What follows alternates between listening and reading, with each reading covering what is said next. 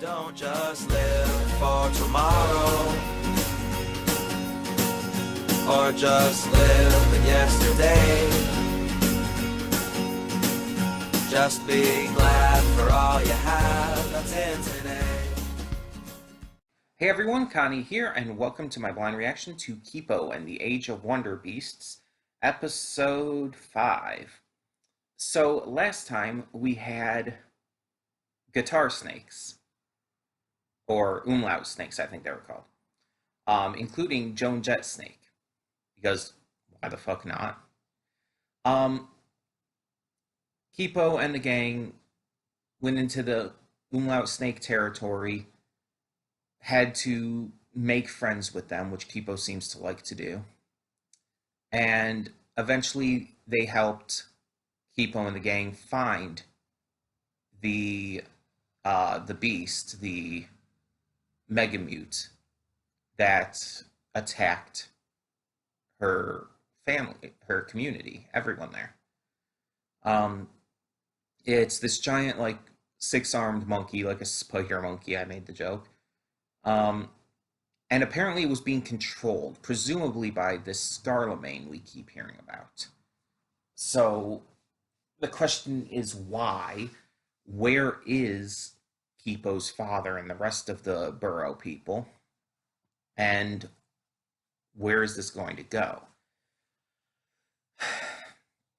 I mean, I guess we're just going to have to find out.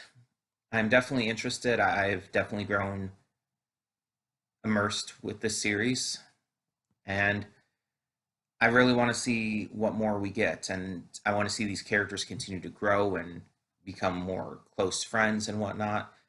I want to see more of the Megamutes and just their interesting just designs and whatnot. I just feel like there could be a lot of good going forward with this. So yeah, we'll see what we got in store for this episode at least. So we're just going to begin. When the screen fades to black, pause this redirect and go to the description below. Follow the link to the reaction, and after you watch it, come back here to the redirect and resume play. Because after it fades to black and then fades back in, everything from that point forward will be my afterthoughts and will contain spoilers to the episode. So, that being said, thank you so much for tuning in, and I will see you at the reaction. And we are back, and we'll begin with spoilers in 3, 2, 1, now. So, this wasn't my favorite episode of the series so far, but I didn't dislike it or anything. It just was one of the weaker ones to me. Kipo and, I guess we're calling them a pack now, Kipo and her pack are continuing on their journey, and they find out about this observatory with a telescope they can use to look around. However, the observatory is run by these neutron wolves who are, according to Wolf, very dangerous. They decide to train to be a pack and work together in order to fool the neutron wolves and try to give them some information that Kipo knows about stars and whatnot. Unfortunately, they end up finding out that the wolves work for Scarlemagne and manage to defeat and escape them eventually, after a bunch of shenanigans, basically. Yeah, the neutron wolves aren't that interesting. They're smart, mutated wolves. That's all they are.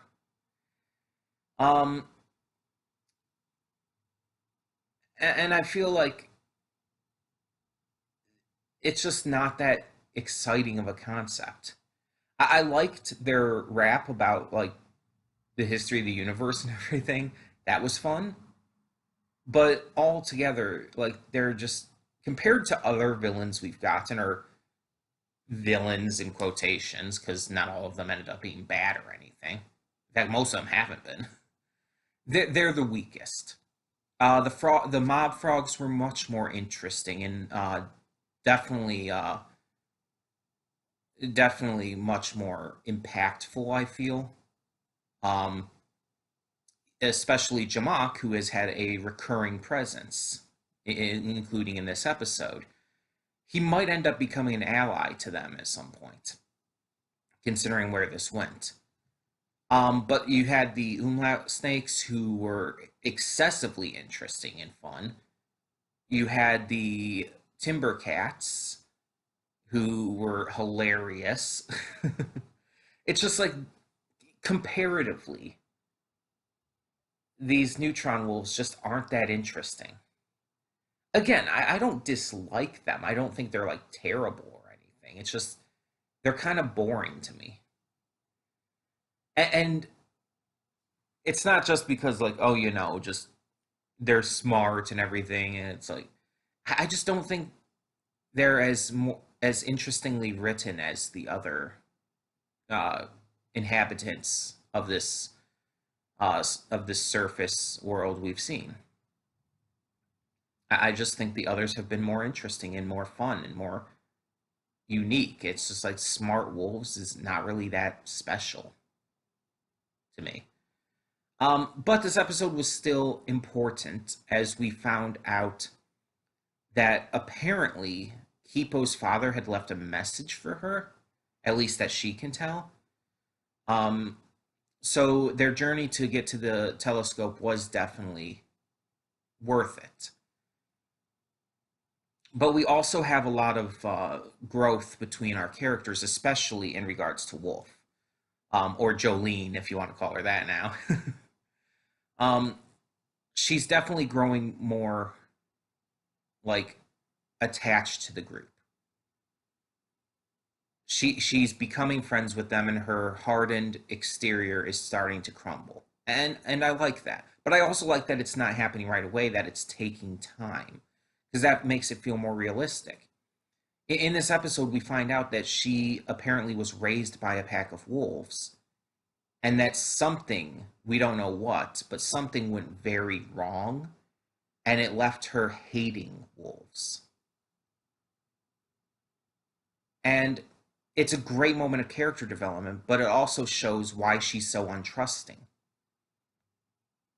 It shows why she's been why it's taking so long for her to truly grow accustomed to this group, to this pack, and why she is trying to, in a way, lead it, because she believes that she knows the most about this surface world, and that she doesn't want to let anybody try to have the chance to betray her or anything again, if that is what happened. I mean, that's just like a guess. um, but I'm very much liking her character, and the more depth we get going into this, the better I enjoy her. Um, just overall, I don't know. Like, if I had to say at this point in time who my favorite character would be, it would probably be a tie between her and Kipo. I'm not sure which one I like more. I really like Kipo's high energy and just genuine kindness and friendliness, and her intelligence and inquisitive mind. Like I love that all about her. And with Wolf, I just love what they're doing with her development. I love what they're doing with her character growth and how she's starting to connect with all of them. Even to the point in this episode of literally turning herself into wolf bait just to try and help her friends get away. She's literally baiting herself as food for these wolves, putting herself in mortal danger just to help her friends. She would not have done that early on. She's grown into that. So I think it's really cool to see. And that doesn't mean I don't like the other characters just because those two are like tied for my favorite at the moment. I do like Benson. I mostly like Dave. Dave is a little weird for me. He's a little annoying. a little unenjoyable at times, but I don't hate him. And Mondu is just, she's best girl. Mondu is best girl. You can't help but love the little piggy. Of course, I like pigs, so I think pigs are adorable as is. So, um, but yeah, and I like the other characters we've met along the way as well. And I'm very interested to see what other characters we'll meet. Um, so that being said, tell me in the comments below, what did you think of this episode? What did you think of the Neutron Wolves and all of that jazz? And as always, no spoilers.